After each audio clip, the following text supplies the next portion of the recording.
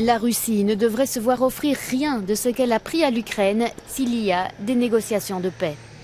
Des mots forts de la part de la première ministre estonienne, Kaja Kallas, qui répondait à la suggestion d'Emmanuel Macron, selon laquelle l'Occident devrait réfléchir à la manière de répondre à la demande de garantie de sécurité de la Russie.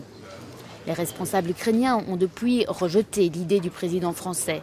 Et Mme Kallas a déclaré qu'il était impossible de faire payer les rêves impérialistes. Le message que nous devons faire passer haut et fort est que l'agression ne peut pas payer. Si vous attaquez un pays souverain, vous ne repartez pas avec plus de territoire ou plus de ressources. Mais au contraire, vous êtes punis parce que nous avons convenu dans le cadre de l'ordre international qu'il est illégal d'attaquer un autre pays. Je n'offrirai donc rien à la Russie. Je ne m'inquiéterai pas pour la Russie en ce moment. Je m'inquiéterai plutôt de la survie de l'Ukraine et la Russie peut toujours retourner à ses frontières. Russia anything. I wouldn't worry about Russia right now. I would worry about Ukraine surviving, and also Russia can always go back to their borders.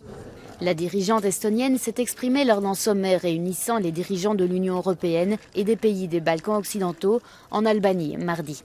Et selon elle, la guerre en Ukraine n'a fait que rapprocher les deux parties.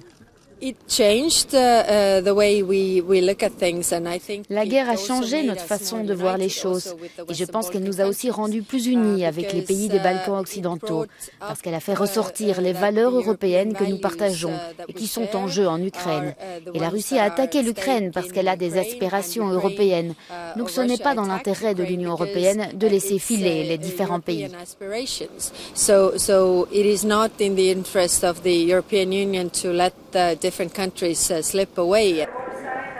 Madame Kallas a également déclaré à Euronews qu'il était dans l'intérêt de l'Union européenne que les pays des Balkans occidentaux finissent par rejoindre le bloc dans un avenir proche.